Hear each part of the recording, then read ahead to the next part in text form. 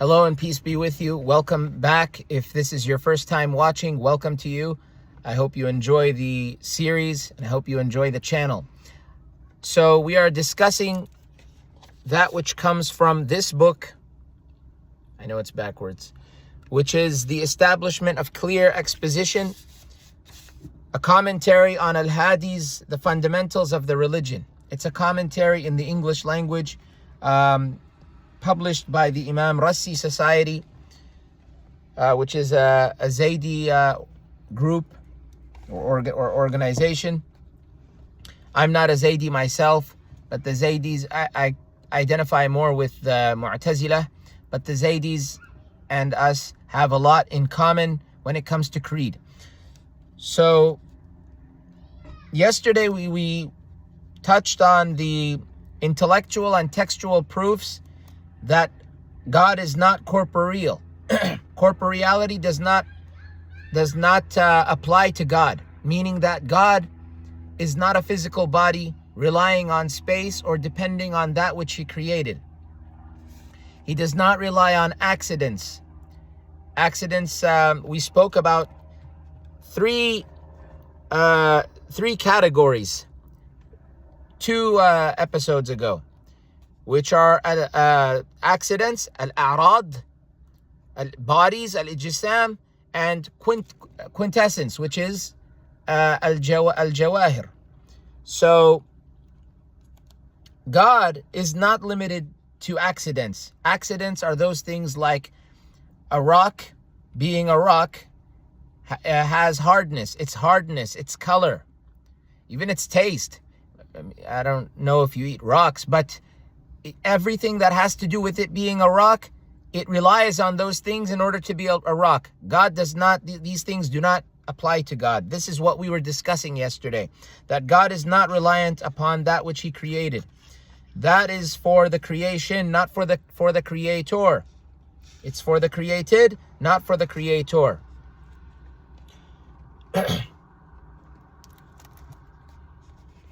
We talked about how God is not everywhere. He doesn't go everywhere with you.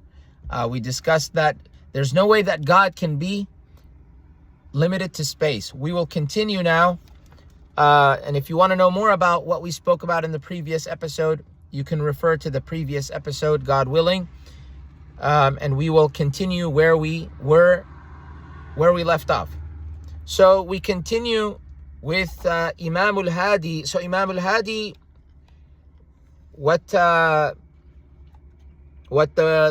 brothers and or sisters do is that they, like a commentary, they'll include what Imam al-Hadi said, and then they'll give a commentary. So Imam al-Hadi included the verse from the Qur'an, the mighty, majestic also says, we are closer to them than their jugular vein. Qur'an chapter 50 verse 16. Imam al-Hadi also cites this verse as a proof for God not existing in space. The reasoning being, how can God be closer to a person's jugular vein in the literal sense? Of course, such phrase is metaphor and not familiar to the Arabic tongue. The existence of metaphor implies that the literal sense cannot be possible. The literal sense cannot be possible. And if you want more explanation on why it would be impossible, that's yet to come, but also it has been discussed. We are doing a series. We can't cover everything all at once. Maybe we can, I don't know, but there would need to be breaks. But in any case, it cannot be literal. It has to be a metaphor. I'm surprised the Salafis don't say that God is close to us physically than our jugular veins. It's a Salafi logic, but they don't appear to be following. They're inconsistent with their logic. On these videos, I'm not going to shy away from putting down those who ought to be put down. That's my right. They can put us down, but that's what they had been doing for centuries, and we do the same thing. There's nothing wrong with that. I don't believe in this censorship game or this cancel culture and all of this rubbish. Some things can be said and other things can't. No.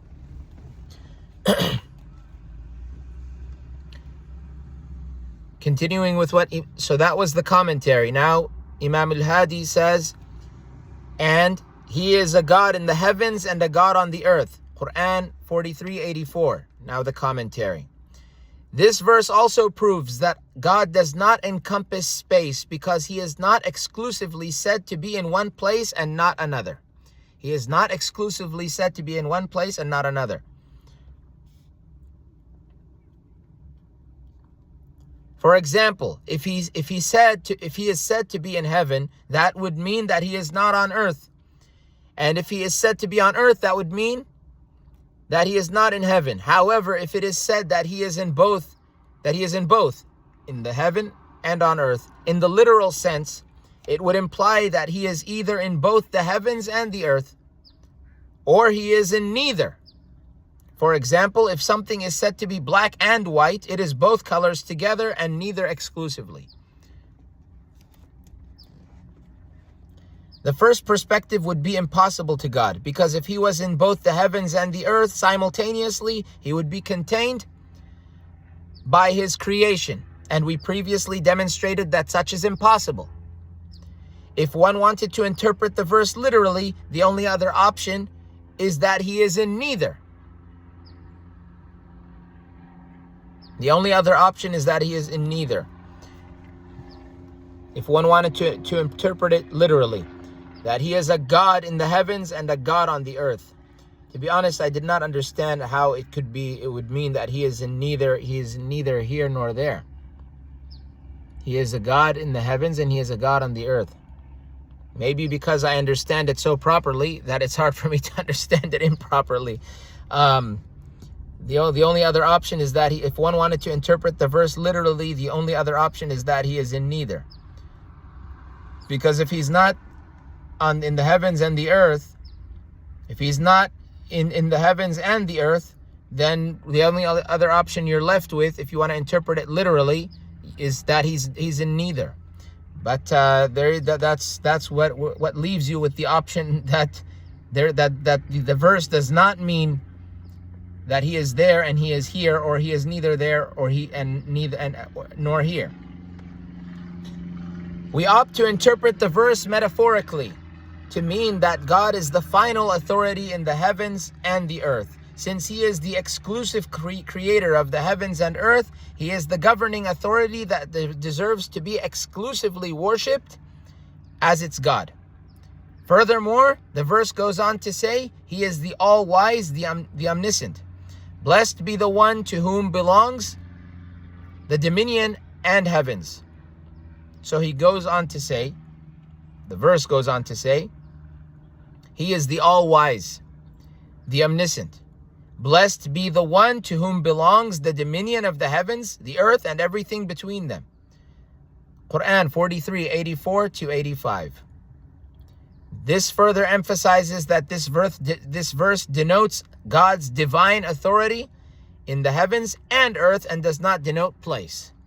In his book, Al-Asma'u was-Sifat, Imam al-Bayhaqi narrated this opinion from the classical exegete Qatada. Well, before we get to that, God is God in the heavens and the earth, meaning that he is a ruler there just as he's a ruler here. He is the king there just as he's the king here. He has dominion there just as he has dominion here. I don't understand how someone could misinterpret such a verse. You'd have to be a fool. How can you misinterpret such a verse? He is God there and he's God here. He's God everywhere. Wherever you go, God, that's under God's dominion. The Qur'an is about God's dominion. In his book Al-Asma'u was-Sifat, Imam al-Bayhaqi narrated this opinion from the classical exegete Qatada.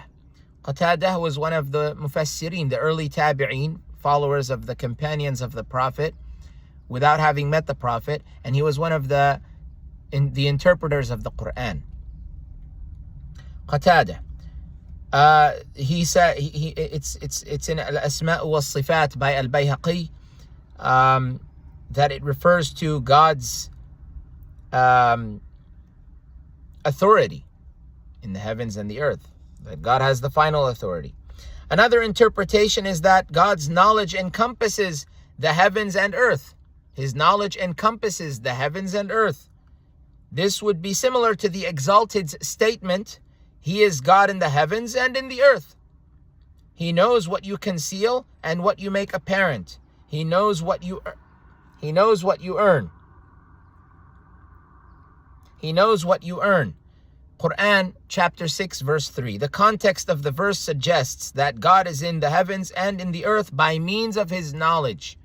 Any literal interpretation would remove the apparent intent of the verse. The zahir, apparent intent of the verse. What the implication of the verse is.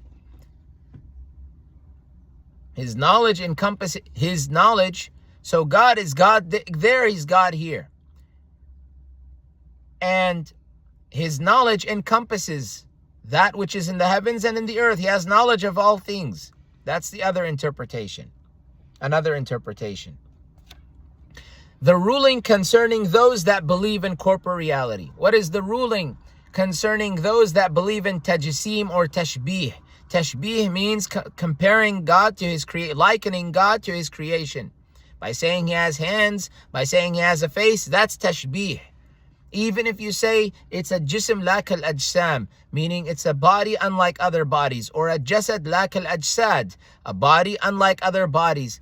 Even if you say that, it's still tashbih. And tajseem is giving God a body. It's anthropomorphism, corporeality, they're the same thing. This is something, among other things, that I'm going to be very harsh against.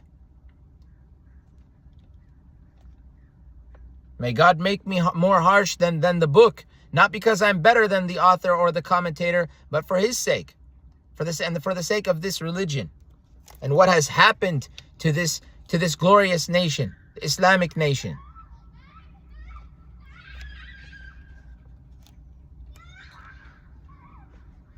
May God guide all the children to Islam. Ameen. The ruling concerning those that believe in corporeality. Regarding those that believe in the corporeality of God, there is no disagreement between the Imams of the Ahlul Bayt. The Imams of Ahlul Bayt, when the Zaydis mention Ahlul Bayt, it doesn't just mean 12 people as the 12ers, the Ja'faris, Imamis, 12ers, Ja'faris, whatever term, Rafidah, whatever term you know them by, the Shia that you know, that many people, when people say Shia, they're referring to the Rafidah. They don't refer to, they either don't know or don't understand that there are other Shia who are entitled, maybe more entitled to the word than them. They are entitled to the word more than they. What am I saying? They are entitled to the word more than they. They think that the Shia are those people that beat themselves. I know not all the 12ers do that, or people that speak against Abu Bakr and Umar and Uthman. Another, which something not all of them do, by the way, the 12ers. They think those are the Shia. They pray on stones, they beat themselves, they believe in 12 Imams, one of them is hidden, and these Imams are all completely sinless and they're higher than prophets. There were 3 views that were held by those Imamis, by the way, just to clear this up. The Imamis, the Rafidah, had 3 beliefs. One, the Imams, the 12 Imams who are Imams to everyone, from Imams, they're Imams to the Sunni and the Shia and everyone. Everyone respects them except the Khawarij, if I'm not mistaken. So and maybe some other groups. The only difference is that the 12th Imam that they believe in, who is the Mahdi, that Imam is said to have not ever come to this earth, meaning he doesn't exist. Only in their belief does he exist. In any case, so when it comes to their beliefs, there were 3, in my understanding. The first belief is that the Imams are better than Prophet. This is not in order, by the way. This is just what's coming to my mind first. The Imams are higher than prophets except the Prophet Muhammad. I believe because they have knowledge that the prophets didn't have. They have the knowledge of the Prophet Muhammad. They had knowledge of the Prophet Muhammad, peace and blessings be upon him and his progeny and his righteous companions. They had knowledge of the Prophet, and the prophets before Muhammad did not have his knowledge. If I'm not mistaken, that's the logic, which, to be honest, is logic that can be justified. I don't believe this logic shouldn't be justified, because if a person truly does have the knowledge, then it makes him someone who has not. There is a narration that says, I don't believe in this, by the way. I'm just saying that there's a narration that when Imam al-Mahdi comes, for those who believe that he will come, I don't have this belief nor that. I say if he comes, he comes. If he doesn't come, it's not an obligation to believe in it, because it's nowhere in the Qur'an, nowhere. So it's a very important belief. So in any case, but yet it's not in the Qur'an. So a person is free to choose. So the Mahdi is said to lead. He will lead the Prophet Jesus. So if he leads the Prophet Jesus in prayer, and part of the shurut, or the conditions for prayer, is for someone to be better than the other, according to those who believe that, then, which makes sense, by the way, then how is it that Jesus is better than Al-Mahdi? So the logic holds, that their argument holds when they say that the Imams have more knowledge than the prophets. However, that's not the case. So the Imams are higher than prophets, except the Prophet Muhammad. Then they say the Imams then there's another view that the Imams are higher than prophets, except the Ulil Azm. So except Noah, Moses, Abraham, Moses, Jesus, and Muhammad. They're higher than all prophets except these five, because these five are the Ulil Azm. I don't know what that translates to in English, but they are like a special class of prophets, these five. And then there were those who said they don't have more knowledge than the prophets.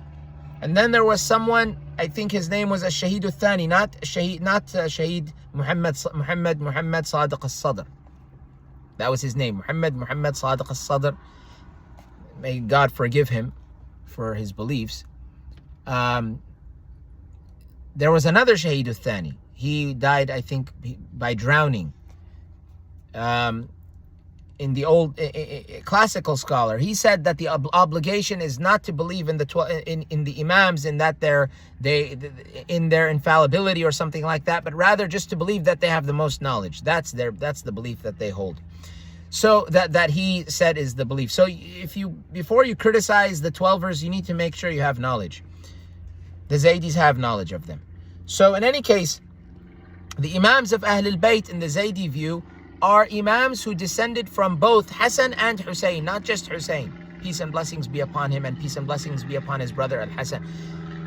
Both Imams, according to Zaydi criteria, are those who call people towards their imamate, towards their leadership. They call, and they are righteous, they are wise, they have knowledge of the religion, and they stand up against the tyrant. This is the general criteria, and they're descendants of Hassan and Hussein. I don't disagree with them on anything of these criteria, except for that they have to be from Hassan and Hussein. Why? Because God says in the Qur'an, "Akramakum inda Allah atqakum." He who is most noble to you, most noble of you to God, is the most one with the most taqwa. One who does not have the blood. I descend from the Prophet Muhammad, but I don't go flaunting or showing off. I don't go saying, "Oh, I'm a Sayyid, call me Sayyid." No. According to paper, I descend from the Prophet through his grandson Al-Hussein, peace and blessings be upon him. But I cannot be better than someone who's a non-Sayyid just because he has blood different than me. He was born to a family different than me, but he has more knowledge than I do. And he has more piety than I do. Everything that he does is better than me. But yet I qualify to be the Imam, because even if he's better than me, because I'm the next best thing. I'm the next best. It doesn't work that way. He has the more nobility than me. That's why I disagree. But we'll talk about Imamah. It's the last section in this book, the last subject. So when they say Ahlul Bayt, they're talking about those who were chosen, not all divinely.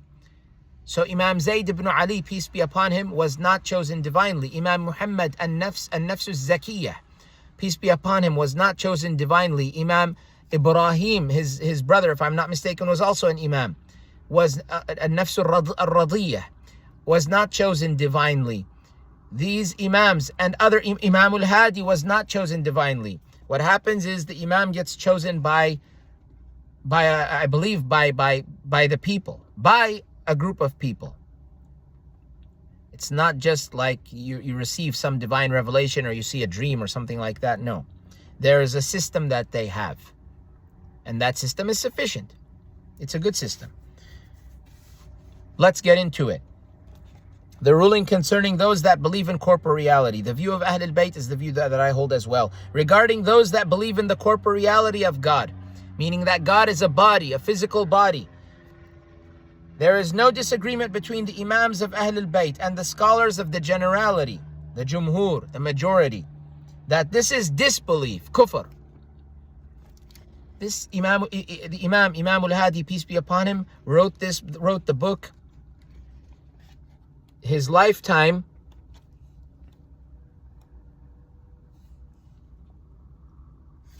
was 860 CE. That would translate to 245 after Hijrah. That's when he was born, 860 CE.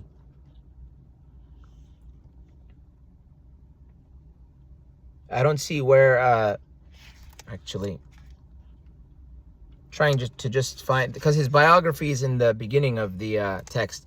I just want to find when he passed away. Or rather, he was martyred. He was not, he was martyred.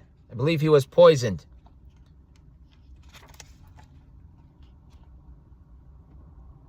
He was martyred at the age of 53 years old. So during that time, from 860 CE until his martyrdom, at that time, the belief that he is telling us, rather the commentators are telling us this, they're saying the Imams of the Ahlul Bayt and the scholars of the generality say that this is kufr, disbelief. The word kufr is used here, disbelief. They didn't say it's fisq, that it's just severe disobedience. It says kufr, disbelief. He's not a Muslim. If any Zaydi or anyone, if I will verify to make sure that it's kufr, meaning having left the fold of Islam. I believe that it's having left the fold of Islam. You've left the fold of Islam. To say that God is a physical body, of course this takes you out of Islam. There's no argument against that. Don't tell me that there are people that tell you it's ijtihad, like they're dealing with fiqh. In fiqh, jurisprudence, Islamic law, yes, you can have differences of views. One person may say the dog is pure, the other person may say the dog is impure. No problem. Except amongst the two views. I mean, but when you start to do ijtihad in beliefs about God, this is a problem. In creed, the principle matters. Principles cannot be disagreed upon. Concerning God. Other things maybe, other things that you would consider more on the branches and the leaves, but not the trunk of the tree, and certainly not the roots. It's kufr. If one firmly believes in one's heart and interprets the Qur'an to imply that God consists of a body with limbs similar to that of creation, this removes him or her from the religion. Similar to the creation. These people say he's a body unlike other bodies.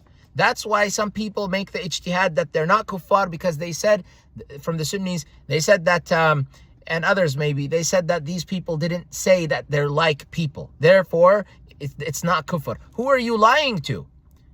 Who are you lying to? Who are you fooling? Who are you deceiving? Of course, in any way, if you say God is a body, you're likening him to his creation. The reason is that such a belief counters very clear and decisive proofs to the contrary. God says he is unlike anything. لَيْسَ كَمِثْلِهِ شَيْءٍ. He is unlike anything. He is the all-hearing, all-seeing. Chapter 42, verse 11. Chapter 42, verse 11. لَيْسَ كَمِثْلِهِ شَيْءٍ. Chapter 42, verse 11.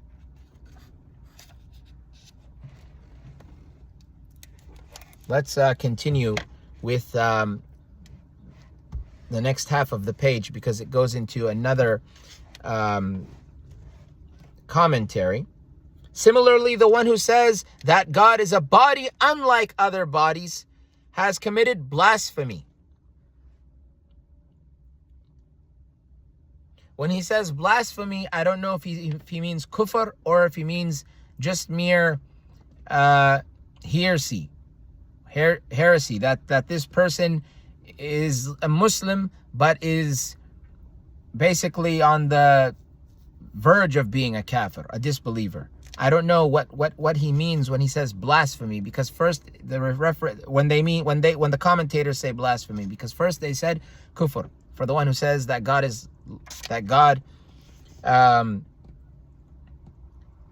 interprets the Qur'an to imply that God consists of a body with limbs similar to that of creation, which is what they do. That's what they say. He has fingers, he has hands. Similarly, the one who says that God is a body unlike other bodies has committed blasphemy. One does not escape the charge of blasphemy simply because one says unlike other bodies. This is because the affirmation in the beginning of the sentence, God is a body, affirms that which is clearly contradicted by clear divine text. Such a statement is unknown in the language and illogical. It's unknown in the Arabic language, if I'm not mistaken, in any language. A body unlike other bodies. What are you talking about? A body is a body, but you're trying to make it mean something in order for it to agree with hadith, and in order for it to agree with your own interpretation and the hadith, which are fabricated. It would be similar to one saying Zayd. Just Zayd is a name used in general. We're not talking about Imam Zayd, just Zayd in general. It would be similar to saying Zayd is a man unlike other men. The beginning of the statement affirms that Zayd is a man, whether one differentiates him from other men or not. The negation only serves to distinguish Zayd from others in his genus. The one who doubts whether God consists of a body or not is a disbeliever. The one who doubts whether God consists of a body or not, he doubts whether God is a body or not a body, he's a disbeliever. It says here, disbeliever. This is because this person is ignorant of God. The one who is ignorant of God does not have knowledge of his attributes, essence, and so forth. Such a person does not have adequate knowledge to base his or her belief on. Consequently, this person is not a believer. He's not a believer, the one who doubts. This is because the one who doubts the central dogmas of the religion, the main beliefs, the principal beliefs, is no different from the one who does not believe in them. There's no difference between he and the Christian, or he and the Jew, or he and the atheist. The one who prohibits, remember I told you either in yesterday's video or the one before it, the people of Tafweed, I think it was 2 videos ago. People of Tafweed, now we approach them, we arrive at them. The one who prohibits interpretation. Interpretation is ta'wil in Arabic. Ta'wil, interpreting the allegorical verses, or verses that are interpreted in an allegorical manner. The one who prohibits interpretation of the verses that seemingly implies corporeality. For example, God says in the Qur'an, I don't want to say the wrong wording, but the verse says basically that nothing will be left except his face. It doesn't mean that nothing will be left except his face. It means nothing will be left except him, except God. But there are people who don't believe in interpreting these verses. They don't affirm, they don't say that he has a face. They say, no, there is no literal face, but they just don't interpret. They just leave it alone. Those people, the one who prohibits interpretation of the verses that seemingly imply corporeality but does not believe in the corporeality, this would not be disbelief. Imam al-Hadi, upon him be peace, said in one of his treatises, the corporealist and the fatalist are not disbelievers except the one who clearly ascribes limbs and body parts to God. So the corporealist, the one who says that God has, how? The corporealist is a mujassim. So the corporealist, the one who's a mujassim, who says that God has a body, okay, I'm just going to say it the way that I see it. The corporealist, the one who says that God has a body, we know them as mujassima, hashwiyah in Arabic. The corporealist and the fatalist. The fatalist are the mujabbirah or the jabriyah, those who believe that we're forced to do what we do, which is basically what the Ash'aris believe in. The Ash'aris, they believe that everything, your intention, your action created by God. Your action created by God. The result of your action created by God, leaving no room for you, and then you're going to be judged on the day of judgment based on what you have done on this planet, in this life, for what God made you do. This is their belief. Why do they say that? Because they say God created everything. We said that God did create everything, but He also created the qudrah. He created the ability for us to commit, to create actions. That's the belief of the Mu'tazila and the belief of the Zaydiyah, and we will get to that when we reach that its respective section. So the corporealist and the fatalist, meaning the one who believes that that's it, your fate is sealed. That's it, meaning you're subject to the destiny of whatever. This is your destiny. I'm slapping myself. This is the destiny God chose for me.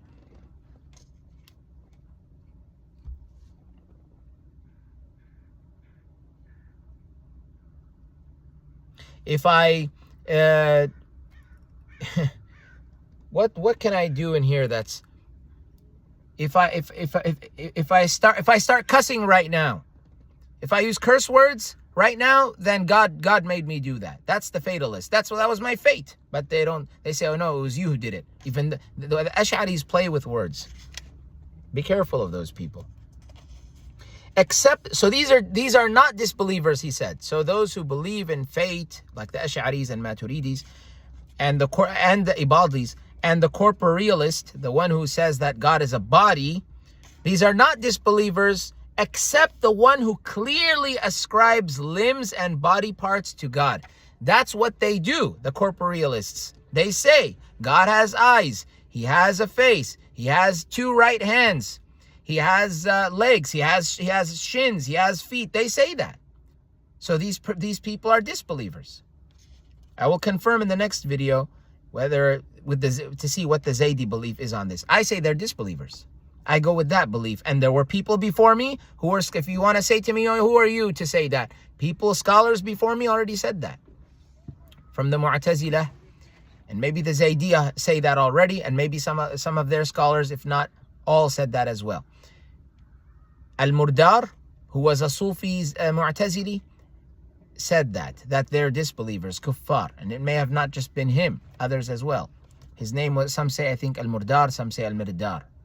Anyway, they say that he was the one that spread i'tizal in Baghdad, at least in his time.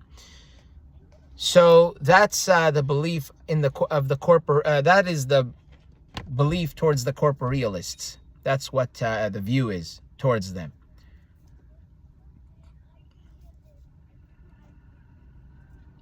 That's all I have to say for now. I couldn't think of anything else that I had to add to what I had already said. I'll see you guys on the next episode. I hope you do well and keep safe in the meantime. And after that, keep safe, be well, and peace be with you. Thanks for watching.